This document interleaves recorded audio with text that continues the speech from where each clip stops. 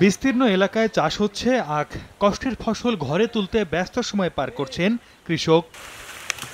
অনুকূল আবহাওয়া থাকায় চলতি বছর আখের বাম্পার ফলন হয়েছে টাঙ্গাইলে। বাজারের দাম ভালো পাওয়ায় হাসি ফুটেছে কৃষকের মুখে। কেউ নিজের জমিতে, কেউ অন্যের জমি বর্গা নিয়ে চাষ করেছেন এ ফসল।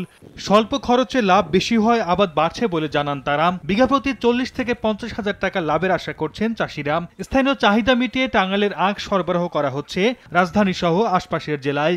1 বিঘা জায়গা কমপক্ষে 30-40 হাজার টাকা খরচ হয়, মানে যে 70-80 এরকম বিক্রি হয়। ফসলের সাথে আখে টুকা লাভ হয়, এটা ঠিক আছে, যদি ফলনটা ভালো হয় তাহলে সে ফলন মোটামুটি ভালো হয়েছে আর মিষ্টি জাতির, এতে কোনো সমস্যা নাই, এটি পাবলিকে খায় বেশি। আখের উৎপাদন আরো বাড়াতে কৃষকদের সার্বিক সহযোগিতা করা হচ্ছে বলে জানায় কৃষি বিভাগ। পার্শ্ববর্তী জেলা ঢাকা, মানিকগঞ্জ, মুন্সিগঞ্জ এই সমস্ত জেলাতেও আমাদের আখ বিক্রি হচ্ছে এবং কৃষকরা ভালো লাভ পাচ্ছে।